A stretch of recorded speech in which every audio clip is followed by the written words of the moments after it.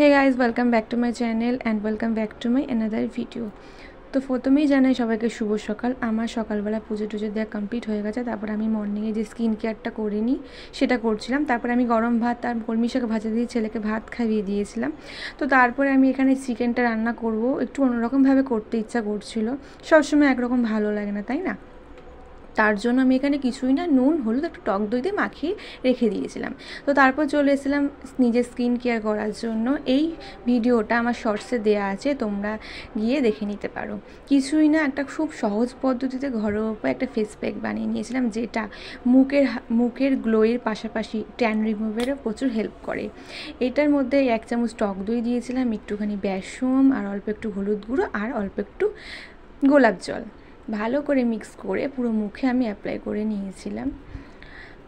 আর একটা কথা বলতে চাই, তোমরা আমার ভিডিওতে যারা আমার ভিডিও দেখছো, আমার ভিডিওতে লাইক করছো, তাদেরকে অসংখ্য ধন্যবাদ। আমার পাশে এভাবেই থেকো, আমাকে সাপোর্ট করো।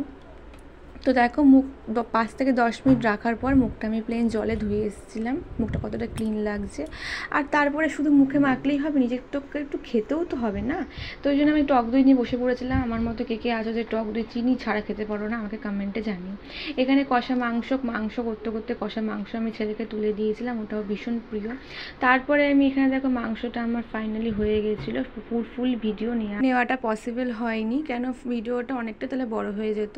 তো তোমরা দেখে বুঝতেই পারছো কতটা টেস্টি হতে পারে। তোমরা বাড়িতে এরকম ট্রাই করতে পারো একদম সিম্পলভাবে। আর সত্যি কথা বলতে খেতেও কিন্তু প্রচুর টেস্টি হয়েছিল, আমার ছেলে তো ভীষণ ভালো খেয়েছে। তো আমি খাবারটা সার্ভ করে দিয়েছিলাম। ভিডিওটি ভালো লাগলে অবশ্যই লাইক করো। আজকের জন্য টাটা।